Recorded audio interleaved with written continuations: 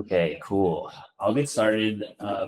So this is kind of two talks. The first one is just a quick framing of this like third session. We already heard two talks from the third session because of time constraints. So for people watching the recording, it's definitely happened before those talks. And yeah, so the section is from hardware to harness. This is a framing that was incepted last night. And Tina drew up this great concept map of part of this concept. And, very rarely do you get to prompt the prompter. So I was wondering, Tina, if you could maybe describe a little bit about this diagram you created as a little frame for this. This is essentially with Pagadi is on like you when you think about what MEV is, and it was a beat that was created around that is not related, but it's related to crypto, but it's not unique to crypto. And so like it actually is like is a phenomenon that is commonly seen across different industries, not just in decentralized world. It's rampant in all distributed systems, which is what runs on, right? So like MEV is fundamental to distributed systems, like I can litigation. But then when we think about like agentic MEV, I think John laid out the three aspects of like AI, identity, and AI, and then AI identity is like one of the three segmentations. Like I think that like this framing is helpful as the time being, when it's like the current space is far from being able to have enough differentiation, because especially AI for especially I think everything right now is AI for MEV, and MEV aware AI is something that I think starting to emerge, but the kind of intelligence is probably not what we typically consider I think code agents and whatnot, which is still AI or MEV in my view. And then and I think a lot of this will change in the CTM with that like with I think ultimate approaches and combinations as it evolves. I think that actual multi-agent coordination problems with real markets such as like key marketplace where agents kind of in runtime actually negotiate and you can have a variability of like what was being confirmed and all that kind of stuff. It's actually where the real game begins. Like so like all the enemy of our AI right now is bullshit. It's like humans the complexity and negotiation, hard work, the intelligent work, and then the AI stuff executing it on the signal. And then like in terms of AI and EV, I think a lot of this has to do with like what's in the overall supply chain of like the intelligence uh like intelligence supply chain is there like MEV activities. Like so on the one hand, I think that from harness to from hardware to harness is like basically you think about the pipeline from pre-trade all the way to like eventually everyone's personal harness. Like there is every single step along the way has its own like industry organization and its own market dynamics. And then separately with like and then you take that with why probably you guys maybe a longitudinal kind of view. There's also a cross-sectional view that's closer to kind of like the in the land the from between intents that's known from a qubit to all the way to mid and get finalized on chain. So this process is like much more so of a like another way of seeing into this cross sectional kind of a view of NAE that's much more of the execution. And so that's kind of like when where I find to be a lot of opportunity, where there's a lot of opportunity actually in both the supply chain side, which is from Panspark, from power retirement side is like the non-issue framing, like where your issue marketplace has its own dynamics and who has control over and who has the information. We have both information they control. You have couldn't brought any opportunities. And then like on the other hand, like you can think about it as like the key marketplace, like less control, less information, right? Like you can think about like the next step is like, the data, like metrics, right? And then like, model, that like web base. And there's like, the competition harness, and then with it, like all of that, like is the skills, there's like so many different marketplaces that are emerging in this like very, like I would say, competitive, but per supply chain way, and also that are not quite orderly. And so like there's a lot of like opportunities on each of those kind of intersections of formation points. And then but then like in what Samba doing this the MEV like identifying. I was first and foremost thinking about multi-agent coordination, which like I think it's interesting as actually from like a abstract sense, but there has a very little like actual use case for such. Like I think the question has always been like I guess Andrew last week framed it very well, which is um like when people talk about multi agents, most of the time they they talk about one principal and several agents or like an agency under one principle. But in multi agents permission very only about essentially agents that process the transboundary and how do they act based like a strategic campaign. And so like in this process like because we're so early on, so we're not yet seeing a lot of those use cases.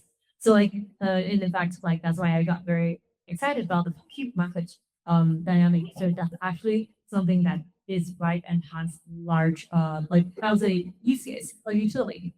If you can enable like a very efficient market. Well, and that actually applies and it utilizes like essentially the uh this multi-agent coordination. It may be a good force of like a compute native problem, like or a agent native problem, agents and this agent native problem, maybe with force function, the actual size of use case of a multi-agent coordination kind of volume purpose and design space. So that's my rant. Helpful. Cool. Yeah, I think it's helpful. We've also got a QR code. If you want to help RL this, provide feedback, you can scan this and submit feedback on the individual parts of the track. We'll also send this out later. It's at agenticmev.today as well. Okay, cool. So where I'll take this now is, so we heard some of the hardware side with the SF compute. There's another talk as well, but the speaker had to leave, so maybe we get that in the post. But what I want to start zooming in on is the harness side. So this is kind of like the agent's execution surface, what the rest of this track will focus on. So maybe one thing to think about as well, because I think the word harness doesn't really make you think of a market. And that's like, markets of agents are basically just harnesses talking to harnesses. So you can analyze this from a harness perspective. And if agents become the main economic interface to markets, then this is one way to look at it. How we're going to break it down for this section is this very rough mental model, which is we've got sort of 4 surface areas. One is identity and auth. 2 is payments. We call this like transactions in Ethereum or the blockchain and intents sometimes. There's tool calls and then cooperation, which we won't really get into actually. And so, yeah, we've got a bunch of people still lined up to talk. So I'm going to do a quick dive at the tool calls. We have Felix. Felix, here's your hand. Okay, sick. You'll go after me. And that's on private agentic memory and a few other things. After that, we'll get a bit more into standards. So we have Shashank, who will talk about a few agentic standards. With someone for MPP, but they had to go, so we get them to post. And then I think we had Hum on the talk as well, which we haven't coordinated on. Cool. So yeah, and then maybe one more comment on the harnesses as well is some of these talks have a big privacy element, and the reason for that is if you sort of put on your market structure hat, uh, there's many arguments that the ability to operate privately in the market is paramount for it being efficient, and so that's also one way to analyze like whether you can do all of these agentic things with your harness and actually preserve your privacy. And there's a lot of people working on this. Okay, cool. I'll get into my talk. So this is again looking at tool calls as part of that sort of surface area of harnesses, and specifically this is search. So I wanted to explore what the entire sort of like market was for search, as well as how people are doing search with their agents, and a few other things. And so this is just some thoughts on that exploration.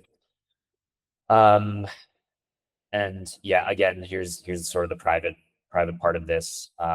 We can think of an agent as is like super rough, but an agent has like some type of model. It can be local, it can be remote. It's got memory. We'll hear a bit about some memory. It's got tool calls. We'll hear about search in this talk, and then payments and some of the other stuff. And what I'll sort of call out here is that there's a big part of search as a tool that goes over the open internet, or a private internet.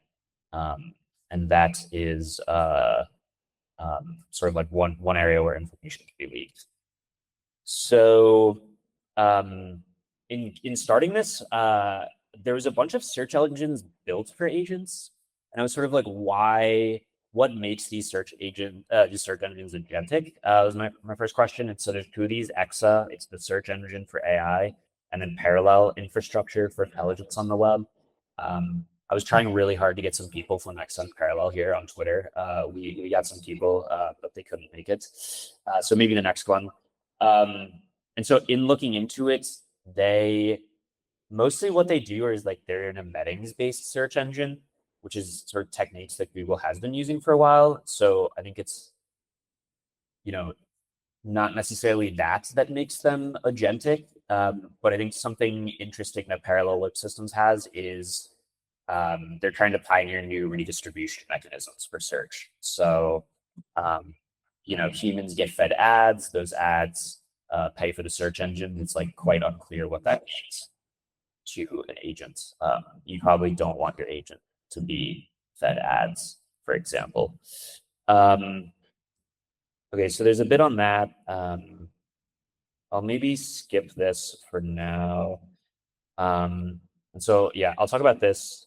So as I mentioned, search goes over the remote internet, but actually, if anyone here runs an agent, a lot of what your agent is doing is actually doing search locally as well. So you can think of search as being split into two.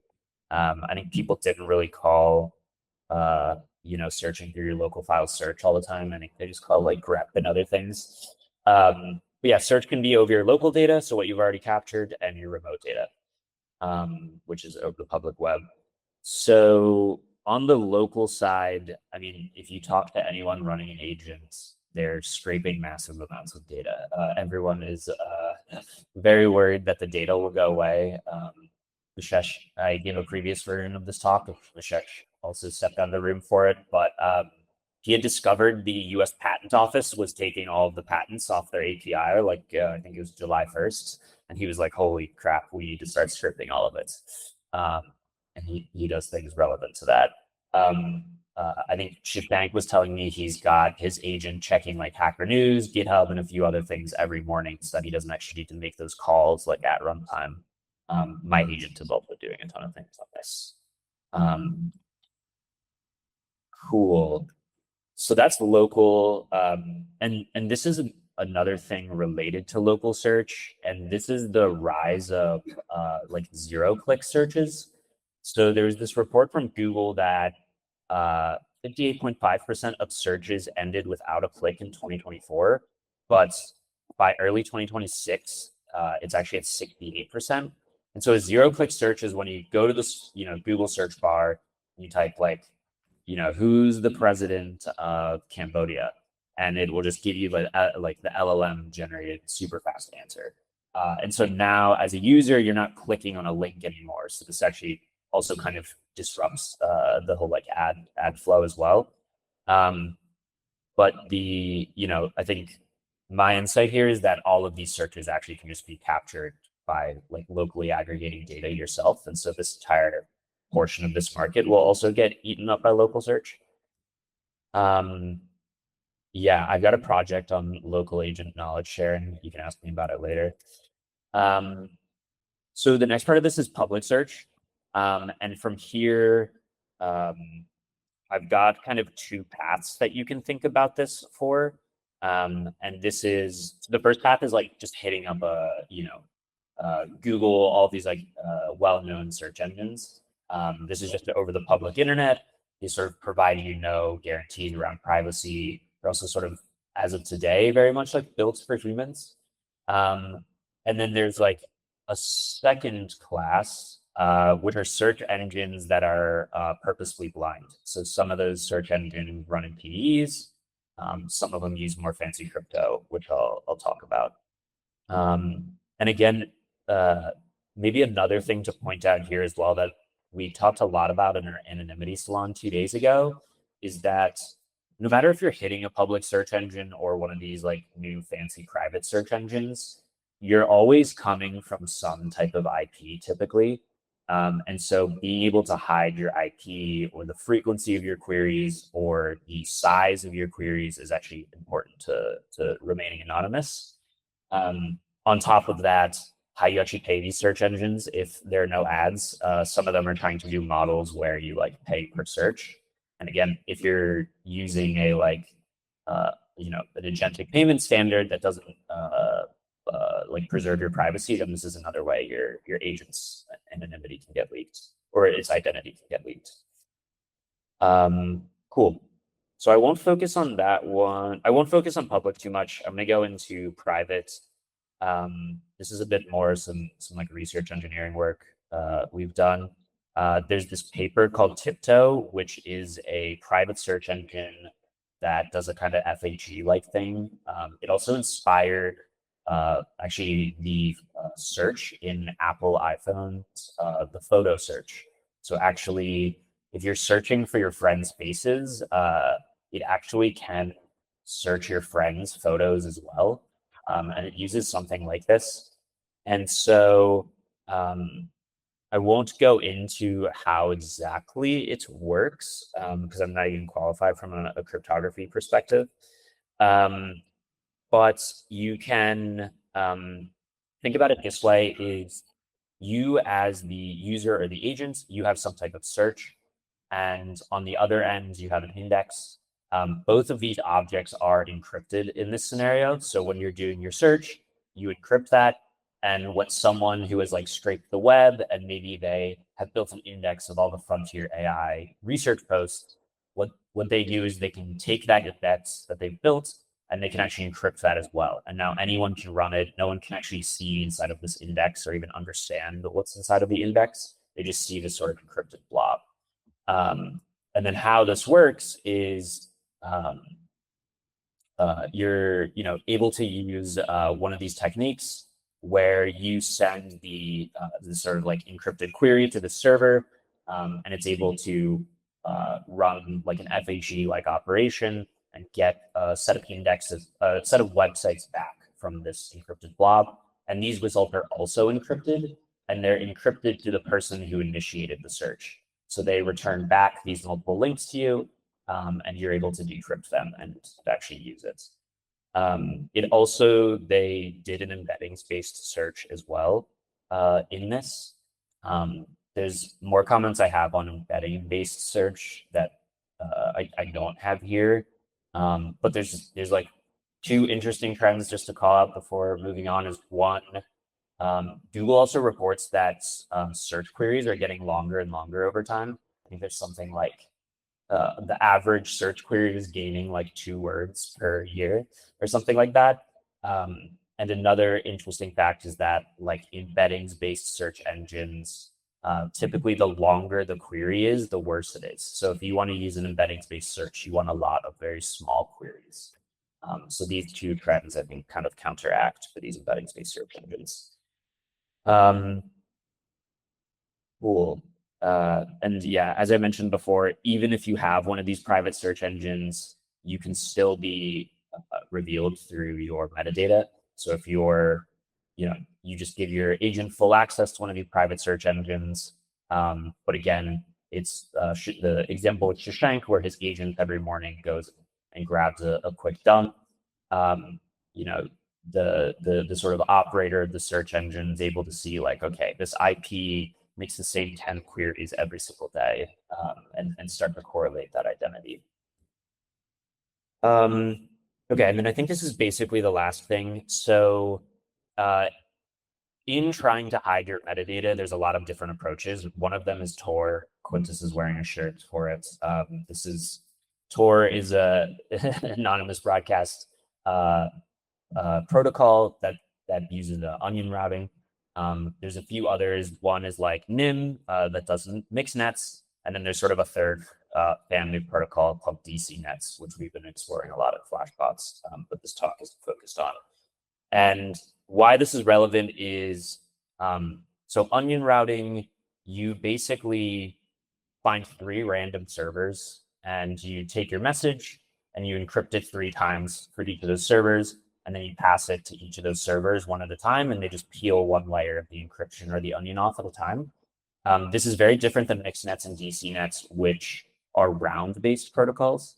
And so one of the things I wanted to explore was whether or not round-based protocols were whether agents would tolerate round-based protocols for search. Because with Tor, you just fire it off straight away. You don't need to wait for anything. With a round-based protocol, you're often sending it to the server midway through the round. And so they need to progress through the round before they start letting your message in. And so what I did was I augmented my agent with a bunch of tooling to record when it's using web search tools and create a bit of a profile. On top of that, I gave it a bunch of like deep research swarms. So like go find a bunch of papers on this topic. And what I'll show is this timing diagram down here, which is a bit hopefully okay to see. There's a bunch of stuff here. Like you can see this little cyan color, I believe, is web search. So each of these little dots are something up here. You can think of them as like tool calls, but there's kind of other specific things there too. And you can see that my agent, when given access to like proper subagents, will actually do 6 web searches in parallel in kind of 2 rounds. And then it'll think for a while, maybe fetch some more stuff, and then it'll do these rounds again. And so I think that the insight there is like, actually the tool calls are bottlenecked by the agent's ability to like think and reason over its responses. And so it should more often than not actually be the bottleneck, especially if you're using a remote LLM, because you need to make another remote call. Unclear with a local AI, and also sufficient GPUs. So yeah, that's basically that, and I think it just proves that agents don't have the same profile as humans for search, where they're quite tolerant to wait times, and they can also schedule things ahead intelligently. There's 2 more. I won't go into that. Yeah, this is what I just said. Agents tolerate rounds. There's the demo, but I think I won't do the demo here today.